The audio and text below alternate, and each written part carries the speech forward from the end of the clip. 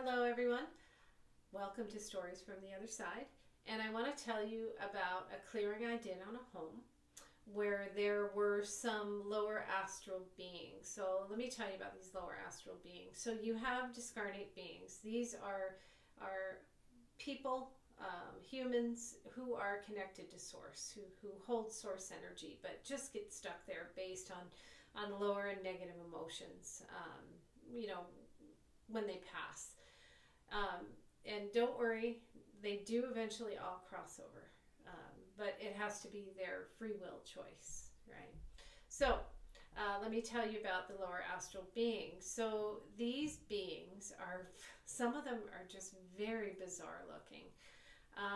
They're kind of humanoid looking, ugly usually. They smell sometimes. Some are short, some are tall. But man, oh man, do they hate humans. But one thing I will tell you is you should never fear them. They're just a bunch of schoolyard bullies. So they are not connected to source, so they are weak. And what I've really noticed is when they can be seen, when they realize that they are seen, or that someone can see them, they weaken. And it's really not hard to send them on their way. But I want to tell you about this house. So when I went to this house, the woman who owned the house had grown daughters, and one of the grown daughters, they didn't live there anymore, but they would go and hang out with their mom, but they would not go into the basement. The one, when she was younger, lived in the basement, and she said that she was attacked, and it was very, very uncomfortable for her. She had nightmares because these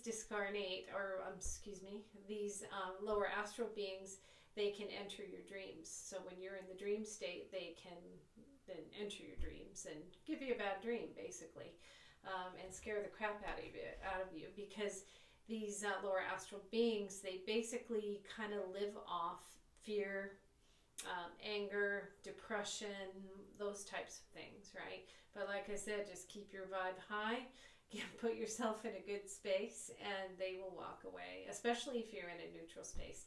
So to get back to the story, I went down into the basement to see what was there.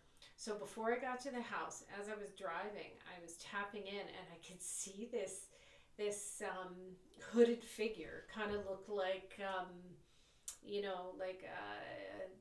I don't know, it had a black hood. I couldn't see the face.